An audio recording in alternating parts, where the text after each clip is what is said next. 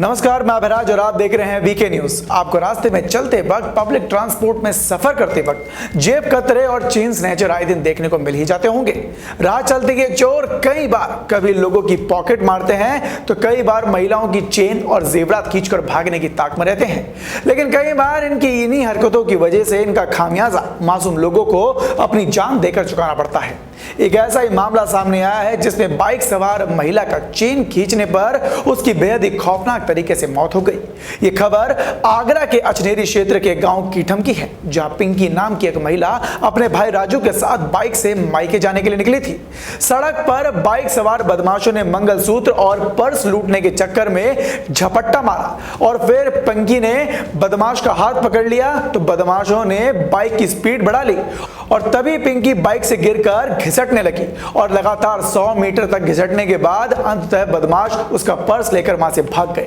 लेकिन इस खौफनाक घटना के बाद पिंकी की मौत हो गई। यह खौफनाक दृश्य है रविवार को दोपहर 2 बजे के कीठम के पास न्यू दक्षिण बाईपास में देखा गया, जब भरी दोपहरी में इस बाइकर गैंग के दुस्साहस ने पुलिस के रुतबे को भी चुनौती दे दी है।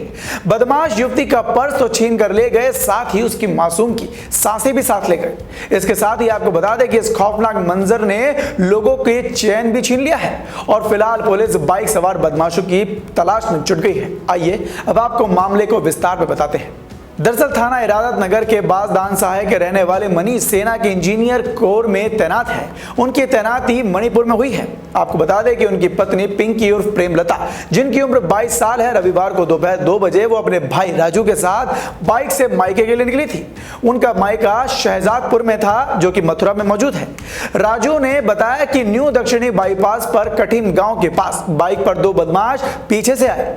बाइक पर पीछे बैठे एक बदमाश ने बहन पिंकी के कंधे पे पर्स और मंगलसूत्र लूटने का प्रयास किया, मगर पिंकी को समझ में आ गया और आपको बता दें कि पिंकी ने जैसे ही बदमाश का हाथ पकड़ लिया और इस दौरान बदमाश ने झटके के साथ अपना हाथ छुड़ाने का प्रयास किया, लेकिन पिंकी ने हाथ नहीं छोड़ा। इस पर बदमाश तेजी से बाइक दौड़ाते हुए ले गए, जिससे पिंकी अपनी बाइक से गिर गई और उसका संतुलन बिगड़ गया।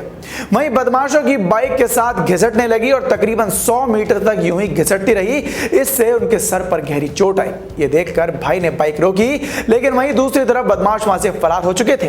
राजू ने अपने भाई को फोन मिलाया और घटना की जानकारी दी। इसके बाद पिंकी को अस्पताल लेकर पहुंचा, जहां डॉक्टरों ने उसे मृत घोषित कर दिया। तो वहीं जब दिन दहाड़े लूट होती है और सूचना देने के बाद 1.5 घंटे बाद पुलिस आती है, तो इसे आप क्या कहेंगे? जाहिर सी बात है कि पुलिस की लापरवाही का नतीजा है कि बदमाशों के हौसले इतने बुलंद हो रहे हैं। वहीं मृतक का भाई क्या कहना है कि हमारे साथ हुई घटना पुलिस के लिए चुनौती है।